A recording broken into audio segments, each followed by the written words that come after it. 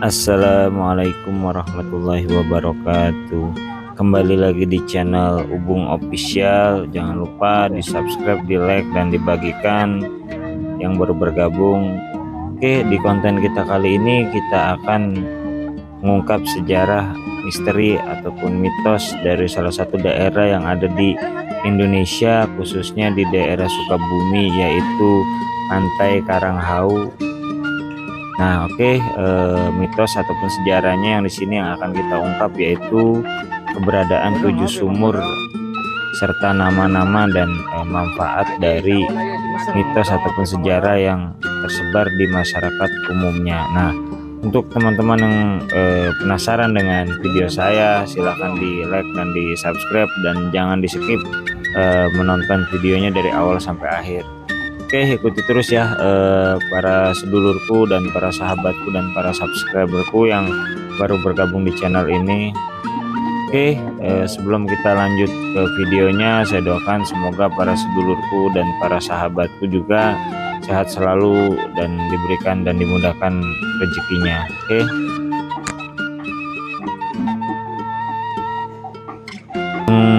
Menguak misteri 7 sumur yang ada di Pantai Karanghau Sukabumi, salah satunya dipercaya untuk pemikat. Nah, mengulas hal mistik di balik keindahan objek wisata Pantai Karanghau yang berlokasi di Desa Cisolok, Kecamatan Cisolok, Kabupaten Sukabumi, Jawa Barat, seolah tidak pernah habisnya.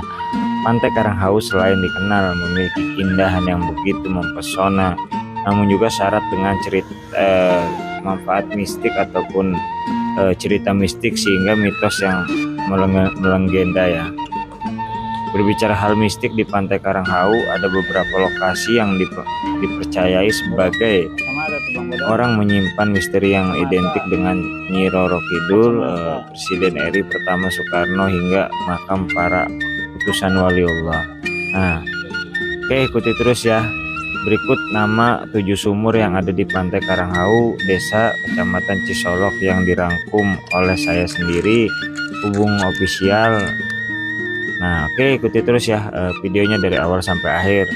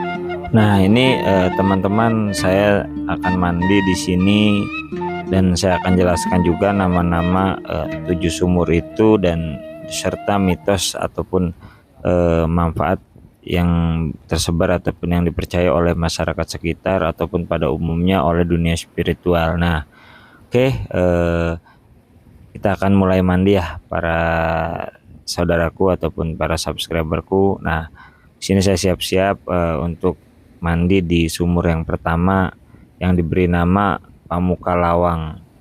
Konon dari cerita masyarakat, sumur ini dipercaya sebagai pembersih raga dari segala sial dan sengkala serta guna-guna yang melekat di dalam tubuh manusia. Oke. Nah, ini jadi di sini ini step by step ya, maksudnya harus dari sumur yang pertama baru ke sumur yang kedua sampai yang seterusnya yang sumur ke-7. Jadi harus ada tata caranya juga yang dilakukan oleh kita, yaitu ya pertama membawa salinan ya. Yang kedua kita harus menghadap ke laut, dan yang ketiga diniatkan untuk mandi untuk menghilangkan kesialan ataupun mandi hadas besar ataupun mandi hadas kecil dan membuang sengkolo di sini. Nah, itu para teman-teman, para subscriberku. Nah, oke, ini saya akan mulai mandi. Sebelum mandi saya berdoa dulu, bermunajat kepada Allah wa Jalla, Sang Pencipta alam. Nah, karena semua yang diciptakan ini pasti akan berguna atau bermanfaat dan punya tugasnya masing-masing. Oke.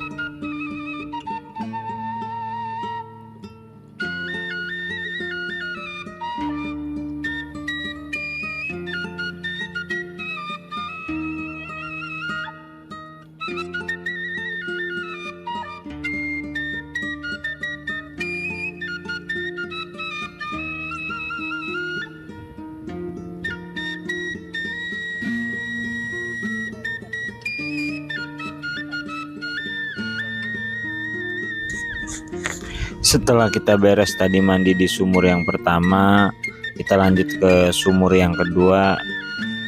Masyarakat memberi nama dengan sumur Ciasihan, di mana air yang terdapat pada sumur dipercaya berkhasiat untuk pengasihan dan pemikat dalam segala hal, baik urusan asmara maupun pekerjaan. Nah, oke.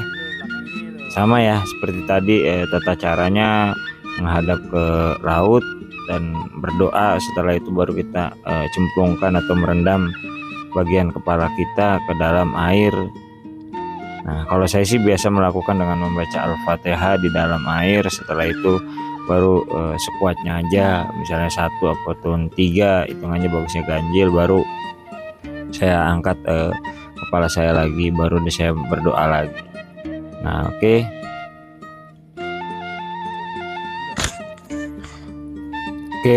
Lanjut ke sumur yang ketiga ataupun yang diberi nama sumur Cikajayaan, di mana air sumur dipercaya memiliki khasiat untuk menambah kekuatan, kesaktian pada diri manusia sesuai mandi ataupun mencuci muka. Nah, itu ya.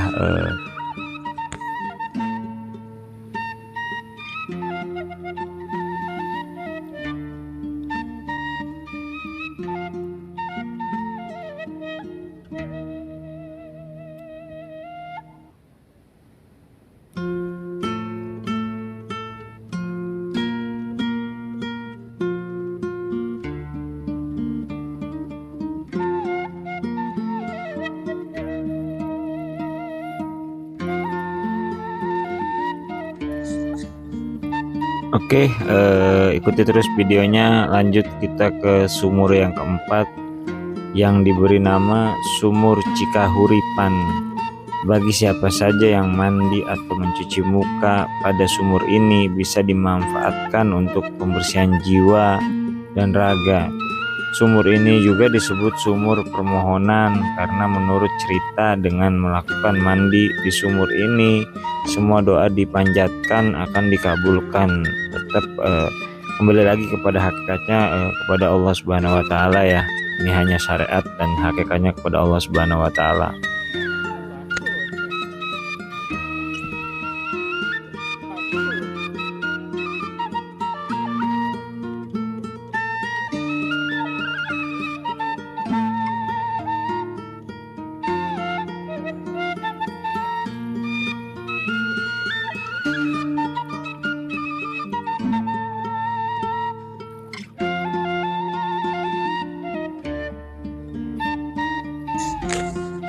Oke, lanjut kita ke sumur yang kelima ya, atau yang biasa diberi nama atau disebut oleh masyarakat sekitar disebutnya dengan sumur kedudukan. Apabila mandi di sumur ini dipercaya untuk meningkatkan kepangkatan dan derajat. Biasanya orang yang tujuannya itu untuk naik pangkat ataupun nyalon lurah, intinya dia bermain ataupun ingin menduduki suatu jabatan di suatu bidang. Nah, di sini cocok banget nih. Tetap lakonnya sama, menghadap ke laut dan berdoa seperti itu ya.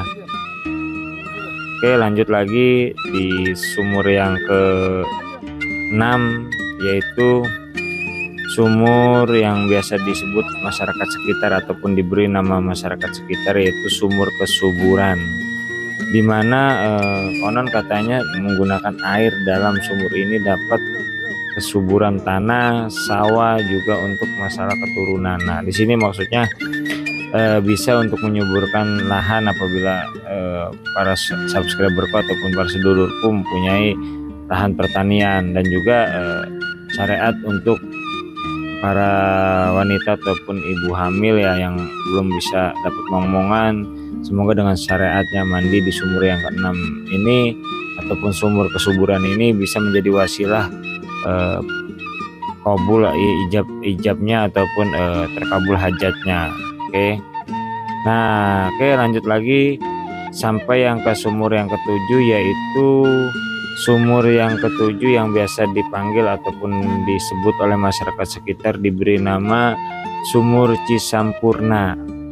Air yang terdapat pada sumur ini bisa dan berkhasiat untuk menyempurnakan semua ritual mandi di keramat sumur 7. Jadi afdolnya 7 sumur itu berurutan 1, 2, 3, 4, 5, 6 sampai ke 7 sumur.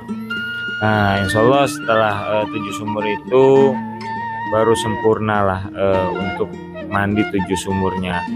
Semoga video ini bisa menambah kasana ataupun wawasan para sedulurku semua tentang sejarah tempat-tempat religi, tempat-tempat di mana yang banyak manfaatnya, bukan cuma sekedar keindahannya saja, tapi dari segi supranatural ataupun spiritualnya mengandung banyak manfaat ataupun banyak faedah.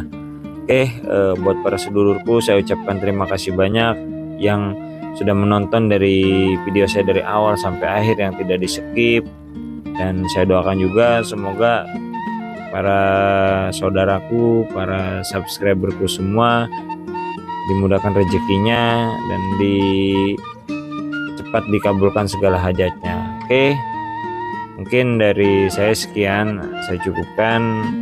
Kurang lebihnya saya mohon maaf apabila ada kata-kata ataupun penyampaian saya yang kurang maksimal, dan semoga pengetahuan yang saya berikan ini dapat memberikan wawasan ataupun masukan, dan kurang lebihnya saya juga mohon maaf apabila ada dalam penyampaian tidak sesuai ataupun tidak sempurna. Mungkin itu aja ya. Salam traveling, salam spiritual, salam sejarah, salam rahayu untuk semuanya.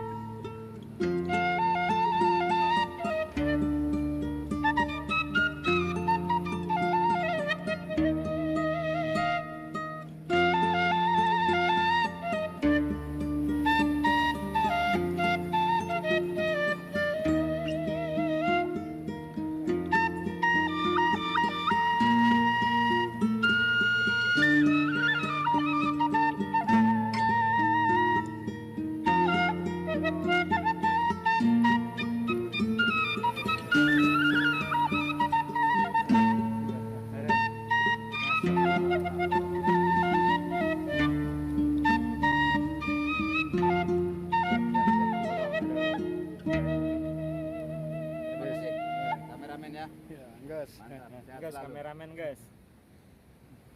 Guys, kameramen. Oh.